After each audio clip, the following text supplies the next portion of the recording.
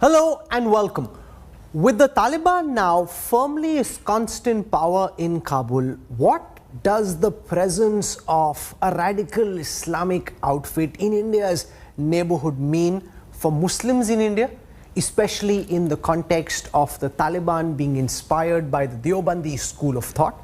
For this very important conversation, I'm joined in the India Today newsroom, live and exclusive at this moment, by the president of the Jamiat Ulema-e-Hind, one of the most revered Islamic scholars, a man whose word carries a lot of weight, Maulana Mahmood Madni. Madni Sahab, swagat hai aapka.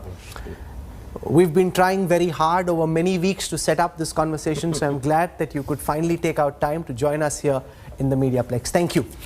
सबसे पहले मौलाना मदनी मैं ये जानना चाहता हूँ कि आपके हिसाब से तालिबान का अफ़गानिस्तान में राज करना भारत के लिए क्या इसके मायने हैं, कितना ख़तरनाक है तालिबान जैसी ताकत का भारत के पड़ोस में इस वक्त सत्ता में काबिज़ होना?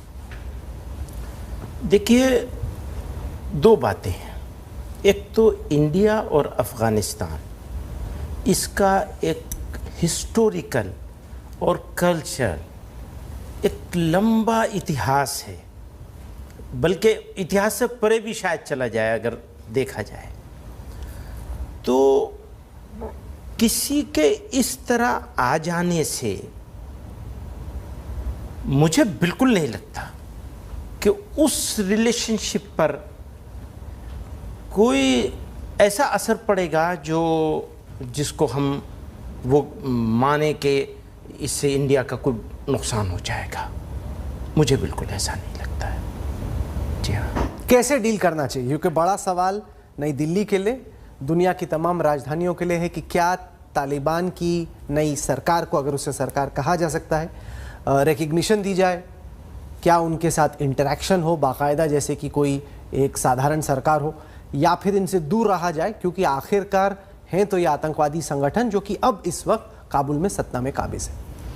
देखिए, इस सवाल के पीछे बहुत सारे सवाल आते हैं और एकदम सटीक सीधे सीधे जवाब इसका मिलना, और इतने सारे सवालों का एक जवाब में सवाल मिलना ये काफ़ी मुश्किल है। फिर भी मैं कोशिश करता हूँ, क्योंकि मैंने एक आदत और सोच बनाई हुई है कि आँख में आँख डाल के बात होनी चाहिए, आँख चुरा के बात नहीं होनी चाहिए। और ख़ास तौर से मेरे जैसे आदमी के लिए, जिस जमीयत उलमा-ए-हिंद जिस बैकग्राउंड से 100 साल पुरानी ऑर्गेनाइजेशन ने ताल्लुक़ रखती है, ये वो ऑर्गेनाइजेशन है जिसके निर्माताओं ने, बनाने वालों ने, फाउंडर्स ने अफ़गानिस्तान में सरकार बनाई थी, और अफ़गानिस्तान में बनाई जाने वाली सरकार में राजा महेंद्र प्रताप को प्रेसिडेंट बनवाया था। तो एक सोच लेके हम बैठे हुए हैं, जिस सोच में कंट्री, इंडिया, नेशन, हमारा राष्ट्र, वो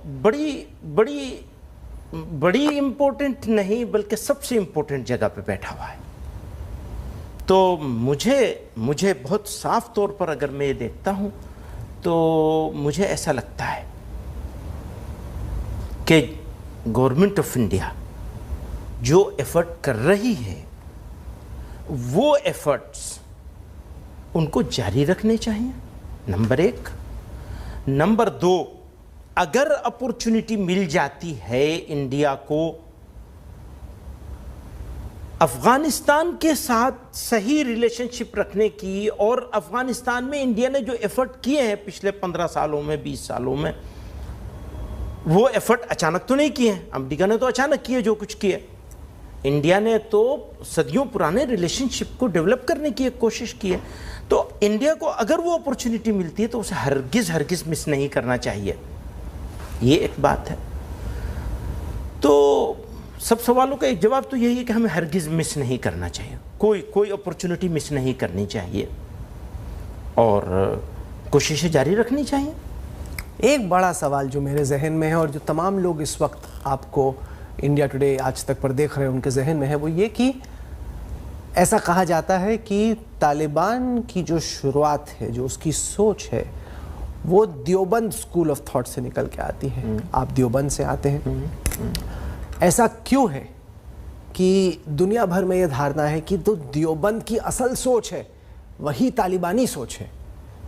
ایسا پرچار ہو رہا ہے اور جتنے پاکستان کے مدرسوں سے, افغانستان کے مدرسوں سے طالبان کی ٹاپ لیڈرشپ نکل کے آتی ہے وہ سارے دیوبندی مدرسے. ہاں ٹھیک ہے.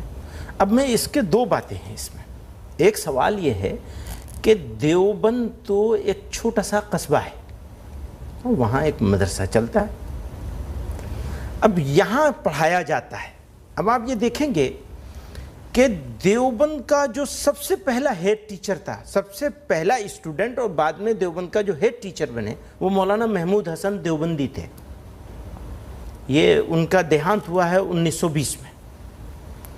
اور یہ جو افغانستان میں سرکار بنائی تھی, جن کا میں نے ابھی تذکرہ کیا راجہ مہندر پرتاپ کا, ان کے شاگردوں نے, ان کے ششیوں نے, ان کے جو اسٹوڈنٹس تھے, انہوں نے مل کے بنائی تھی. وہ اس سوچ کے آدمی نے پلاننگ یہاں سے کری تھی, امپلیمنٹ وہاں کیا تھا. 99% سے زیادہ مسلم لوگوں کی لینڈ تھی, لیکن پریزیڈنٹ بنایا تھا متھرا کے راجہ مہندر پرتاپ جی کو. تو کیا سوچ ہوگی؟ وہ سوچ یہ نہیں تھی جس سوچ کو دیوبند سے جوڑا جا رہا ہے کہ جو مسلمان نہیں اس کو کاٹنا ہے. یہی تو جوڑا جا رہا ہے نا. اور کاٹنے کے لیے, اب اس وقت کاٹنے کی بات نہیں کر رہے ہیں اس لیے کہ وہ انڈیا میں آ گئے ہیں, مجبور ہو گئے. مجبور نہیں ہوئے, انڈیا کو چوز کیا تھا.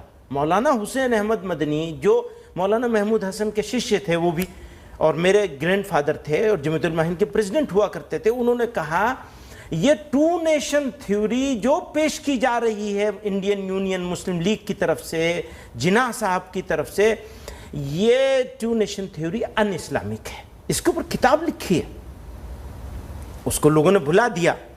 چلیے شکریہ, اس بہانے ذکر تو آیا. تو دیوبند کے لوگ, دیوبند کا دیکھیے, دیوبند کیا ہے, یہ بھی ایک کافی ڈیبیٹیبل سبجیکٹ ہے. اصل ہے اسلام, اللہ کو ایک ماننا, فلاں فلاں فلاں, جو انڈیا کی بھی جو اوریجنل, اگر آپ سناتن دھرم کو دیکھیں گے تو وہ اس میں وہ چیزیں پائی جاتی ہیں, اکثر چیزیں. اب اسلام, اس کے بعد پھر اس کا انٹرپریٹیشن ہوتا ہے, تو اس میں حنفی ہوتے ہیں, شافی ہوتے ہیں, 4 اسکول ہیں. وہ ہیں اصل اسکول, حنفی, شافی, حنبلی اور مالکی. اس انڈین سب کانٹیننٹ میں رہنے والے مسلمان 99% یا چلو احتیاط سے 90% کہہ لو, وہ حنفی ہیں. تو دیوبند میں اور انڈیا میں جو مسلمان رہتے ہیں, ساؤتھ انڈیا کے مسلمانوں کو چھوڑ کر, وہ جو کیرلا وغیرہ کے مسلمان ہیں, وہ حنفی نہیں ہیں, وہ شافی ہیں.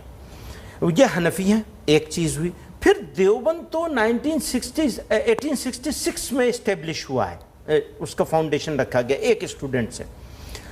تو اپنے آپ میں دیوبند کوئی اس طرح سے وہ نہیں ہے. اصل تو حنفی ہیں, جو ایک لارجر ہے, وہ دنیا کے بہت سے ملکوں میں ہے, ٹرکی میں ہے, فلاں فلاں, افغانستان کے لوگ بھی حنفی ہیں.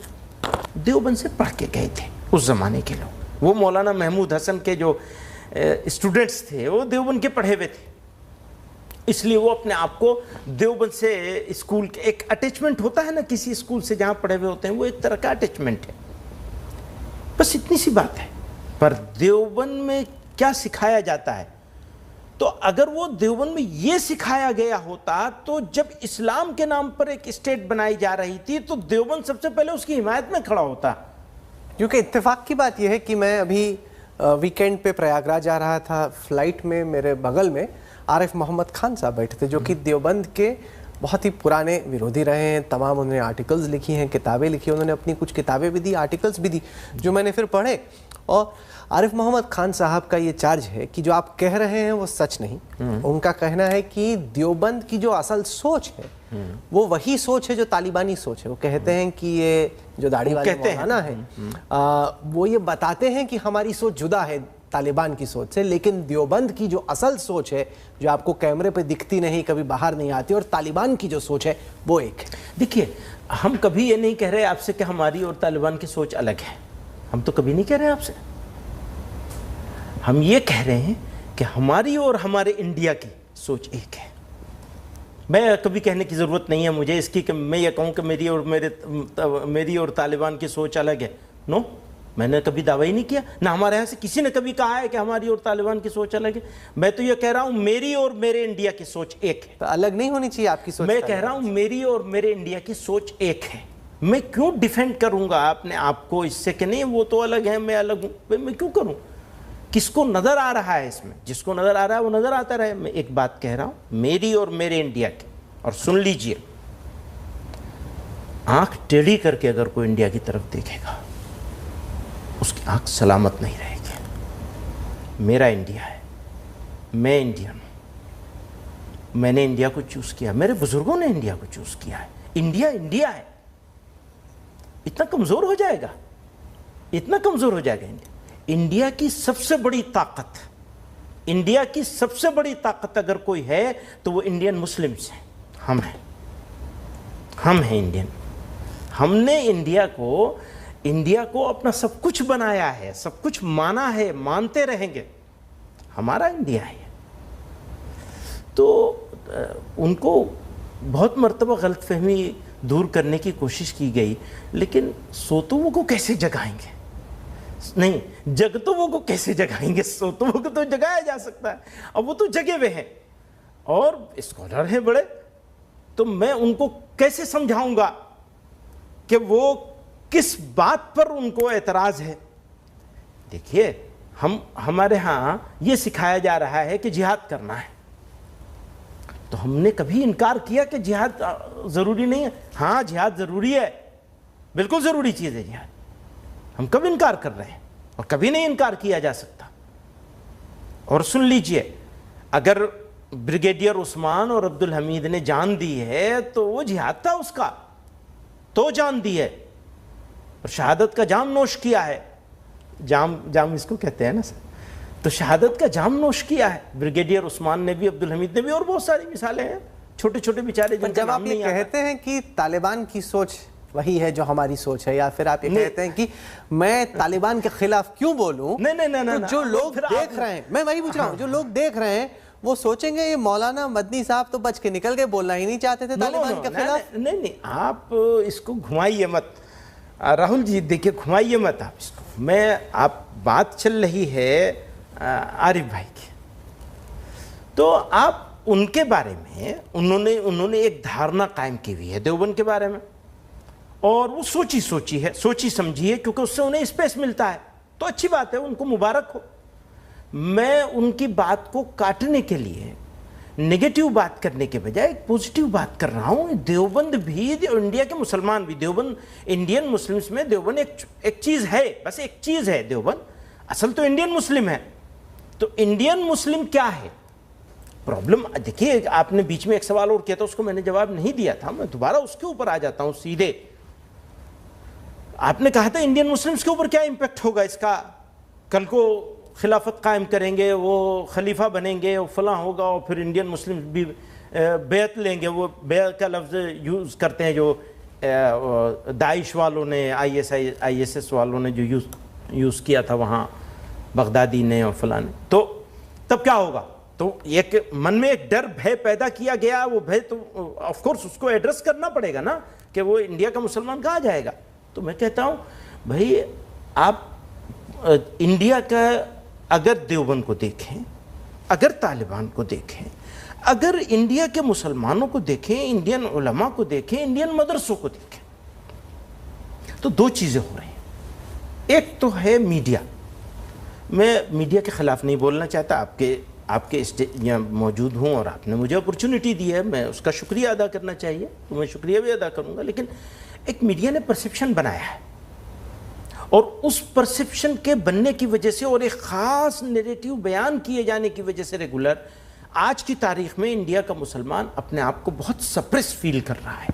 پلیز انڈرسٹینڈ کیجئے انڈین مسلمز کی پوزیشن کو. میری پوزیشن یہ ہے، میں ایز انڈین مسلم کی حیثیت سے بول رہا ہوں. میری پوزیشن یہ ہے کہ میں ایئرپورٹ پر ہوتا ہوں اور مجھے واکنگ کرنے کا میرا چھوٹا ہوا ہے. میں نے بورڈنگ لے لیا، اندر چلا گیا، میرے پاس آدھا گھنٹہ ہے، میں واکنگ کر سکتا ہوں. کئی مرتبہ واکنگ کرنے کے بیچ میں یہ ڈر لگتا ہے کہ میں بہت آ جا رہا ہوں. کوئی کنٹرول روم میں بیٹھا ہوا بہت سارے ٹی وی چینلوں کے بھی اس کے بیچ میں سی سی ٹی وی کے بیچ میں بیٹھ کے دیکھ رہا ہوگا تو سوچے کہ یہ داڑھی ٹوپی کرتا پاجامہ پہن کے آدمی ادھر جا رہا ہے ادھر جا رہا ہے، تو پتہ نہیں کیا نیت ہے اس کی. آ کے مجھے کسی نے پوچھنا شروع کر دیا تو میری کیا پوزیشن بنے گی. تو ایسی سچویشن کریٹ ہو گئی ہے بائی چانس، اور ہماری سمجھ میں نہیں آتا ہم اس کو کیسے کلیئر کریں گے، کیسے چینج کریں گے. شاید آپ لوگ اس میں زیادہ رول پلے کر سکتے ہیں. پھر ایسے میں یہ طالبان کا سب ہو گیا ہے کہ وہ افغانستان کے 20 سال کی لڑائی کے بعد وہ واپس آ گئے ہیں، اور کیسے کیسے سب ہو گیا وہ جو ہونا تھا ہو گیا. اب ہو گیا تو اب کیا کرے گا، ہم کیا کریں، آپ کیا کریں، اور انڈیا کیا کریں. یہ بڑا سوال ہے اور جینوئن سوال ہے. اور بیچ میں وہ ایک ہمارا پڑوسی بھی ہے، ان کا بھی پڑوسی، دونوں کا پڑوسی بیٹھا ہوا ہے، اور اس کے بارے میں تو کچھ کہنے کی ہمیں ضرورت ہی نہیں ہے. وہ انڈرسٹوڈ ہے سب کہ وہ اپنا فائدہ کم اور دوسرے کا نقصان زیادہ نظر میں رہتا ہے. یہی سب سے بڑا ڈس ایڈوانٹیج ہے. بھائی اپنا فائدہ حاصل کرو، دوسرے کے نقصان کی فکر کیوں کرتے ہو؟ جہاں تمہارا فائدہ ہو فائدہ لے لو. پر انڈیا جو ہے، میرا ماننا یہ ہے، میرا ملک انڈیا جو ہے اس کو اس سب کانٹیننٹ میں لیڈنگ رول پلے کرنا ہے. کیسے؟ اب یہ بڑا مشکل سوال ہے، فوراً میں جواب نہیں دے سکتا، لیکن اچھا تو یہی ہوتی ہے نا کہ میرے ملک کی ایک لیڈنگ رول ہو. نہیں، کیونکہ جو لوگ اس وقت دیکھ رہے ہیں ان کی کیا چنتا ہو سکتی ہے؟ ان کی چنتا یہ ہو سکتی ہے کہ اگر افغانستان میں اس وقت طالبان سطح میں ہے اور طالبان کی جو سوچ ہے وہ دیوبندی سوچ ہے، اور اگر ایسی بات ہے تو پھر اس کا سمبھوتہ اثر بھارت کے جو مسلمان ہیں، خاص طور سے جو یووا مسلم ہیں، ان پر کیا پڑے گا؟ کیونکہ طالبان کی ہی سرکار سے جڑے ہوئے اور ایسے لوگ ہیں، چاہے وہ القاعدہ کے ہوں یا پھر کچھ لوگ جو ISKP کے ہوں، اسلامک اسٹیٹ خراسان پروونس، جو کہ کہتے ہیں کہ ہمیں افغانستان کافی نہیں ہے، ہم تو ایک پورے علاقے میں اسلامک کیلیفیٹ بنانا چاہتے ہیں. کیا آپ کو لگتا ہے کہ اس کا کچھ بلو بیک یہاں ہندوستان پر بھی ہو سکتا ہے؟ دیکھیں مجھے تو بالکل نہیں لگتا، لیکن آپ کیونکہ آپ کا کنسرن ہے، آپ کا نہیں، انڈیا کا کنسرن ہے، سب لوگوں کا کنسرن ہے، تو خالی منع کر دینے سے کام نہیں چلے گا. میں ایمانداری سے کہتا ہوں خالی منع کر دینے سے کام نہیں چلے گا. بات کیا ہے؟ بات یہ ہے کہ انڈیا کا مسلمان انڈیا کے لیے اسٹ ہے یا لائبلٹی ہے. یہ بحث ہی اپنے آپ میں انڈین مسلم کو جو آلریڈی آئسولیٹڈ ہے، سپریسڈ ہے، اس کو اور زیادہ آئسولیٹ کرتی ہے. یہ بحث کیا آپ نے ہمیں سمجھا کیا ہے؟ آپ ہمیں پہچان کیوں نہیں رہے ہیں؟ آپ ہمیں سمجھ کیوں نہیں رہے ہیں؟ آپ ہمیں انڈرسٹینڈ کیوں نہیں کر رہے ہیں؟ ہمیں اور کیا قربانی دینی پڑے گی؟ اچھا ایک چیز سیٹ کریے آپ، تو تمہیں یہ 5 کام کرنے پڑیں گے تو ہم تمہیں مانیں گے کہ تم ہمارے ہو، ادروائز تم ہمارے نہیں ہو. تو یہ ایک جگہ پہ لے جا کے کھڑا کر دیا نا ہم لوگوں نے. یہ سوال لیں، یعنی آپ کا میرا قصور نہیں ہے اس میں. یہ سوالات جو اٹھ رہے ہیں، مثلا سڑکوں پہ مارا جا رہا ہے، موب لنچنگ ہو رہی ہے، تو کتنا نقصان طالبان کے آنے سے، اور اس کا اگر امپیکٹ ہم عارف محمد خان صاحب کی بات مان بھی لیں، تھوڑی دیر کو مان لیں کہ ہم نے مان لیا کہ عارف محمد خان صاحب کا جو بیانیہ ہے، جو ان کا جو کہنا ہے وہ صحیح ہے، تو میں نے اس کو مان لیا، اور مان کر کے میں اس جگہ پہ کھڑا ہو گیا کہ چلو اس کا ایک امپیکٹ ہونے والا ہے. تو اس کا کتنا امپیکٹ ہوگا؟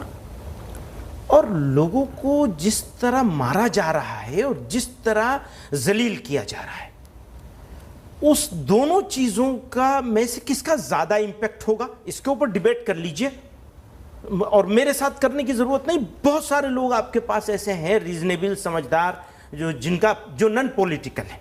پولیٹکس تو ذرا الگ چیز ہے کہ ہم ایسا سمجھتے ہیں پولیٹکس کے لیے یہ سب کیا جا رہا ہے، تو اس میں جو چیز سوٹ کرتی ہے وہ بولی جائے گی، گالی بکی جائے گی، وہ ان کو بڑوں کو گالی بکی جائے گی، ان کو ٹریٹر ثابت کیا جائے گا. اس ملک میں اگر منیمم 11 کروڑ بھی لوگ ہیں، آپ نے ان کو سب کو ایک خانے میں کھڑا کر دیا، ٹریٹر ثابت کر دیا، تو آپ انڈیا کے ساتھ بھلا کر رہے ہیں یا برا کر رہے ہیں؟ دیوبند نے تو چلو برا کر لیا ہے، وہ طالبانی سوچ کے تھوڑی دیر کو مان لیا جائے، جس کو میں کبھی ماننے کو تیار نہیں ہوں، لیکن مان لیا جائے. تو آپ یہ بتائیے کہ آپ کر کیا رہے ہیں؟ اس سوال ہی کو مجھے آبجیکشن اس سوال ہی پر ہے یہاں یہ سوال آیا کیسے؟ ہم نے دنیا کی پہلی اسلامک اسٹیٹ بننے جا رہی تھی پاکستان کی شکل میں، ہم نے اس کو سوچ سمجھ کر کے وروध کیا، اور سنیے دوسرے بھی مسلم لیڈرز نے کیا ہوگا، لیکن جمعیت علماء ہند نے، دیوبند کے اس زمانے کے ہیڈ ٹیچر مولانا حسین احمد مدنی نے اس کو اپوز کیا ہے، اسلام کی بنیاد پہ کہا یہ two nation theory in Islamic theory ہے۔ تو یہ اگیانتا، اس سے تھوڑا دور جانا چاہیے، تھوڑا باہر نکلنا چاہیے، اور ہمیں یہ دیکھنا چاہیے کہ ہم کیا اچھا کر رہے ہیں اور کیا برا کر رہے ہیں۔ کیونکہ آپ نے عارف محمد خان کا ذکر کیا، ان کا جو میں نے ذکر کیا لیکن اس کے جواب میں آپ نے کہا، تو ان کا جو لیکھ ہے silence of the Deobandi lamps, جس میں کل ملا کے وہ جو بات کہہ رہے ہیں، جو بات وہ کر رہے ہیں، وہ یہ کہ دیوبند دکھاتا کچھ ہے، کہتا کچھ ہے، اندر خیمے میں کرتا کچھ ہے۔ کہ جب جیسے فرض کیجئے میں جب دیوبند گیا تھا تو ہم لوگوں کو تمام جو چیزیں دکھائی گئی، اس میں کمپیوٹر کی پڑھائی بھی دکھائی گئی، انگریزی کی تعلیم بھی پڑھائی گئی، لائبریری میں بھی لے کے گئے جہاں تمام طرح کی کتابیں تھیں جو کہ کیول اسلامک سوچ یا کٹر سوچ سے جڑی ہوئی نہیں تھی۔ لیکن عارف محمد خان، میں فلائٹ کا ذکر کر رہا تھا تو وہ کہہ رہے تھے کہ یہ دیکھیے، یہ دکھانے کا ہے، کرنے کا کچھ اور ہے۔ تو اسی کو لے کے آپ نے کہا یہ چنتا کہاں سے آتی ہے، کیوں آتی ہے؟ سوال اس کانٹیکسٹ میں 75 سال ہو گئے آزادی کے بعد سے، آزادی کے پہلے کا میں نے ذکر کر دیا۔ اب میں آپ کو بتاؤں، ابھی کشمیر کا معاملہ ہوا تھا تو اکیلی یہ جمعیت علماء ہند آرگنائزیشن تھی جس نے یہ کہا کہ ہم باوجود اس کے کہ ہم ایگری نہیں کرتے ہیں اس طرح سے 370 ہٹائے جانے کو، آج بھی میں کہتا ہوں جس طرح 370 کو ہٹایا گیا کشمیر کے لوگوں کو کانفیڈنس میں لیے بغیر، ہم اس سے ایگری نہیں کرتے ہیں، اس کے باوجود ملک کے ساتھ کھڑے۔ ابھی کی بات ہے، زیادہ پرانی نہیں ہوئی، 2 سال ہوئے ہیں۔ ہمیں تو آئسولیٹ کر کے ڈالا گیا ہے نا، اس وقت آئسولیشن سے گزر رہا ہے انڈیا کا مسلمان، اور اپنی پورے 100 سال نہیں اور جتنے 100 سال کی زندگی ہو، ایسا آئسولیشن مسلمانوں کے ساتھ کبھی نہیں ہوا ہوگا جیسا اس وقت ہے۔ اور جس طرح کے فیلنگز سے مسلمان گزر رہے ہیں، اور وہ فیلنگ آپ کیا سمجھتے ہیں کہ میرے پاس نہیں ہوگی؟ میرے پاس اس سے زیادہ فیلنگ ہے جس فیلنگ سے میرا جوان گزر رہا ہے۔ پلیز انڈرسٹینڈ کیجئے، عارف محمد خان صاحب کا ایک ایجنڈا ہے، ان کو ایک چیز حاصل کرنی ہے، وہ ٹھیک ہے، وہ اس اسٹینڈ پر ہیں، مجھے اس میں کوئی اعتراض نہیں ہے، وہ بڑے آدمی ہیں، ہم تو چھوٹے سے لوگ ہیں۔ کچھ مہینے میں اتر پردیش میں اسمبلی الیکشن ہونے والا ہے، اس سے پہلے ہم دیکھ رہے ہیں کہ تمام طرح کی بیان بازی ایک بار پھر سے شروع ہو گئی ہے، ابا جان سے لے کے چچا جان سے لے کے امی جان سے لے کے بھائی جان سے لے کے تمام طرح کے آروپ پرتیاروپ لگ رہے ہیں۔ آپ کو کیا لگ رہا ہے کہ اتر پردیش کے آنے والے چناؤ میں جو ماحول بننے والا ہے اس کو لے کر، اور جو جس طرح کی کیمپیننگ ہو رہی ہے اس پر آپ کیا سوچ رہے ہیں؟ دیکھیے، وہ جو کمپیننگ ہو رہی ہے، میں اس کو نہ کہہ کر کے ایک ہی بات کہنا چاہتا ہوں، جو لوگ سب سے زیادہ راشٹرواد کی بات کرتے ہیں، جو لوگ سب سے زیادہ راشٹر نرمان کی بات کرتے ہیں، وہی لوگ اپنے پولیٹیکل فائدے کے لیے مدوں کو پر بحث کرنے کے بجائے، جن مدوں پر بحث کرنے کے بجائے کمیونٹیز کو بانٹ کر، ایلینیٹ کر کے، فلاں کر کے پولیٹیکل فائدہ اٹھانے کی بات کرتے ہیں۔ تو میری سمجھ میں نہیں آتا کہ راشٹر کے ساتھ وشواس گھات کرنے کا طریقہ کیا ہوگا، کون سے طریقے ہوں گے جن سے یہ پتہ چلے کہ وشواس گھات کسے کہتے ہیں۔ سیٹ کر لیجئے کہ کن کن چیزوں کو وشواس گھات کہا جائے گا۔ اگر ملک میں بسنے والے لوگوں کو اس طرح سے بانٹ دیا جائے گا تو یہ راشٹر کے ساتھ کیا وشواس گھات کی شرینی میں نہیں آتا ہے؟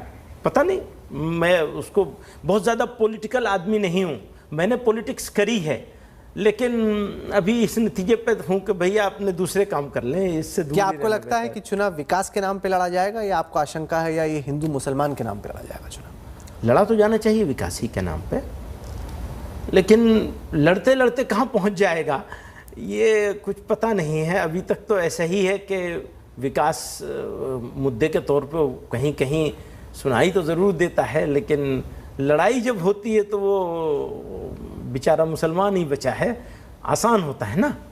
آسان ہوتا ہے نا مدعے، باقی مدعوں کے اوپر بحث کریں گے تو بتانا پڑے گا نا کہ بے روزگار کتنے ہیں، تو بے روزگاری کی نئے روزگار جنریٹ کرنے کے بجائے روزگار چھوٹ کتنے رہے، فلاں فلاں. میں چونکہ پولیٹیکل آدمی نہیں ہوں، دماغ اس پہ زیادہ نہیں چلتا ہے. تمام جو پرانے نیتا ہیں وہ تو ہیں ہی، سپا، بسپا، بی جے پی، کانگریس، ان سب کے بیچ میں اسدالدین اویسی آ گئے. اپنے آپ کو مسلمانوں کا، خاص طور سے یووا مسلمانوں کا مسیحا بتاتے ہیں. آپ کے حساب سے جو AIMIM ہے اس کا آنے والے چناؤ میں مولانا مدنی کیا اثر پڑنے والا ہے؟ دیکھیے، جیسے سب لوگوں کی اپنی اپنی اچھائیں ہوتی ہیں اور ایک رول ہے ڈیموکریسی میں، ہر سوسائٹی کا بھی اپنا اپنا رول ہے. کسی نے کوئی پارٹی بنائی ہوئی ہے، کسی نے کوئی بنائی ہوئی ہے، کچھ پارٹیاں پرانی ہیں، کچھ نئی ہیں. تو اویسی صاحب نے بھی اپنی ایک پارٹی بنائی ہوئی ہے، اور اس لحاظ سے اگر دیکھا جائے تو کوئی برائی نہیں ہے.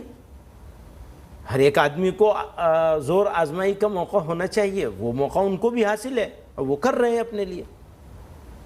فائدہ کتنا ہوگا اس کا، ان کو کتنا فائدہ ہوگا اور دوسروں کو کتنا نقصان ہوگا، یہ ایک. کیا دوسروں کو کتنا فائدہ ہوگا ان سے؟ ہاں، فائدہ بھی ہو سکتا ہے آف کورس. آپ جو جس طرف میرا ذہن نہیں تھا اس طرف آپ لے جا رہے ہیں اس ذہن کو. تو یہ تو پولیٹکس ہے، اس میں ہوتا ہے.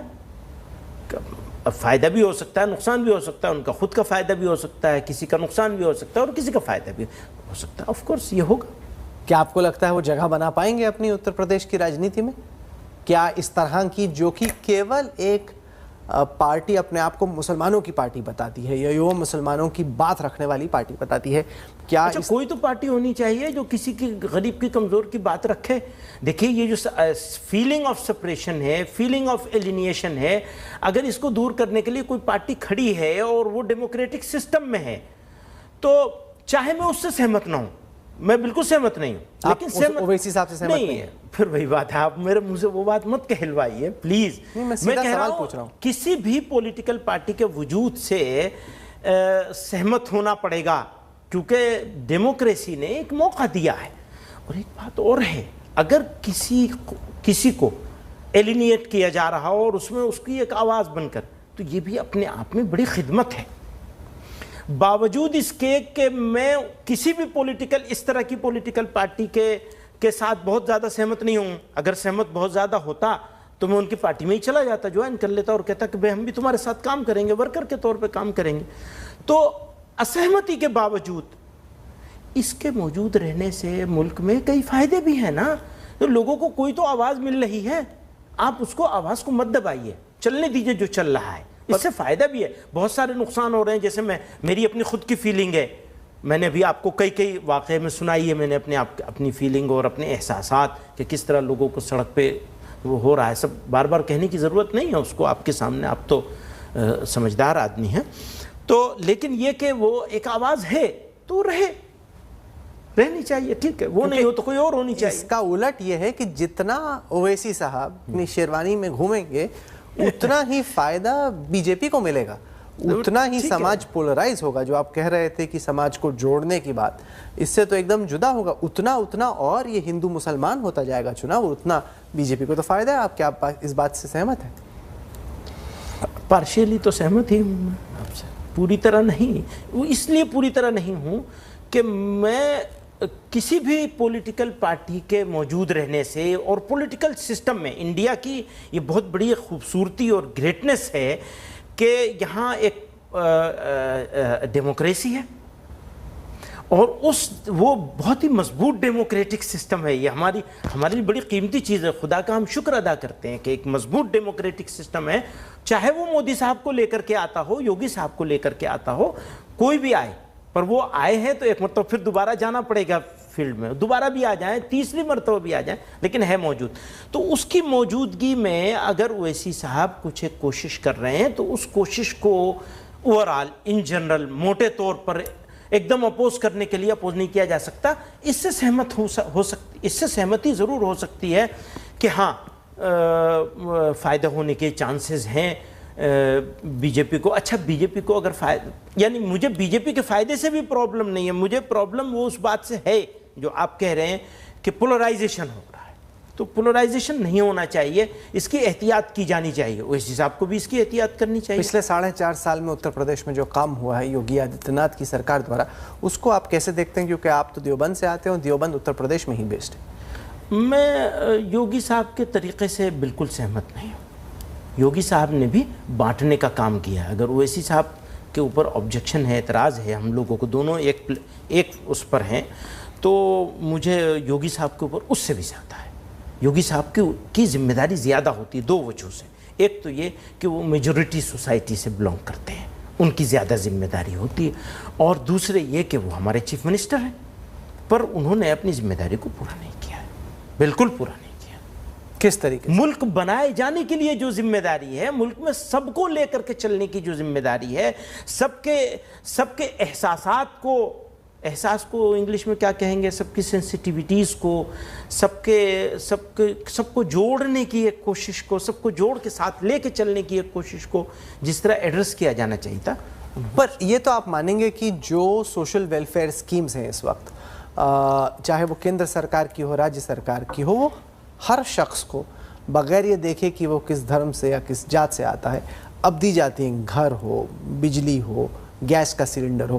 پہلے جو پارشیلٹی تھی کہ اگر آپ VVIP علاقے سے آتے ہو تو آپ کے یہاں بجلی نہیں کٹے گی، باقی جگہوں پہ کٹے گی، کچھ جو جاتی سمودائے تھے جو کہ پچھلی سرکار کا پکش دیا کرتے تھے، ان کو فائدہ پہنچتا تھا، باقیوں کو نہیں۔ کہیں پہ کسی جات کی زیادہ سنی جاتی تھی تھانے میں، کسی کی کم سے کم اس پر لگام کچھ لگی ہے؟ کیا آپ سہمت ہیں؟ راہل جی، میں آپ کی اس بات سے سہمت ہو سکتا ہوں، بالکل۔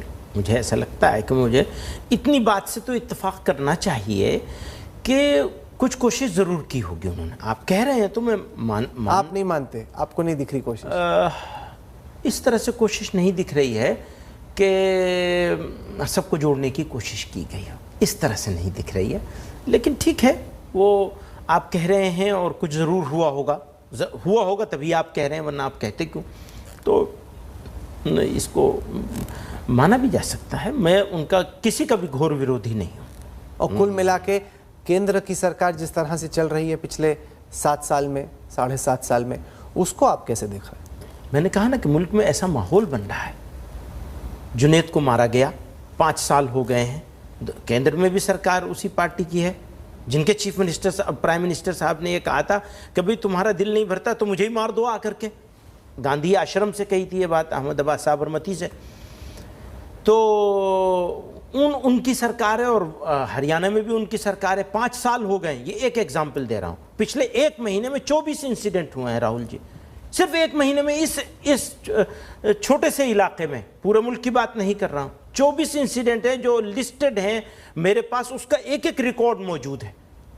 اخبار کی بات نہیں کر رہا ہوں، میڈیا کی بات نہیں کر رہا ہوں، بالکل ریکارڈ موجود ہے۔ آپ کہیں گے تو میں پیش کروں گا چیلنج کے ساتھ۔ تو اب بتائیے اچھا ہونے کا کیا؟ میں کیسے، کم سے کم میں تو اس اینگل سے ضرور دیکھوں گا جہاں میں سفوکیشن فیل کرتا ہوں، میں اس اینگل سے میں تو ضرور دیکھوں گا۔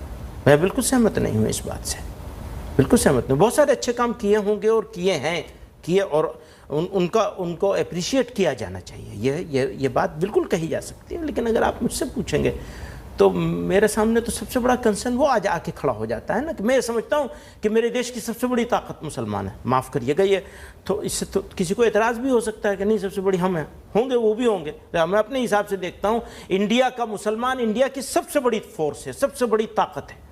اس کو آپ کمزوری مت بنائیے انڈیا کی۔ میں اسٹ ہوں انڈیا کے لیے، مجھے لائبلٹی مت بنائیے، پلیز مت بنائیے۔ مجھ سے طالبان کا سوال مت کیجیے، مجھ سے سوال کیجیے، اور بہت سارے سوال ہیں مجھ سے کرنے کے، وہ سوال کیجیے۔ چلیے مولانا مدنی صاحب، آپ جڑے ہمارے ساتھ، تمام باتیں آپ نے رکھی، آپ جو کہتے ہیں اس کا بہت وزن ہے، اور ہماری امید ہے کہ درشکوں نے وزن تو سر آپ کا ہے، نہیں، آپ نے وزن آپ کا ہے، ہم تو بے وزن لوگ ہیں، آپ نے وزن۔ ایسا قطعی نہیں ہے۔ ہماری امید یہ ہے کہ جن لوگوں نے آپ کو سنا وہ خود یہ طے کریں گے کہ آپ کیا کہنا چاہ رہے ہیں سیدھے طور پہ، اور کیا آپ اشاروں میں بات کر رہے ہیں۔ مولانا Mahmood Madani, thank you so مچ۔ بہت بہت شکریہ، آپ نے موقع دیا، میں اس کے لیے شکر گزار ہوں، بہت بہت شکریہ اس بڑے پلیٹ فارم پہ۔ Thank you. So that was Maulana Mahmood Madni talking about how the Deoband views the presence of the Taliban in power in Kabul and what this could potentially mean for Indian Muslims. I hope you enjoyed this conversation.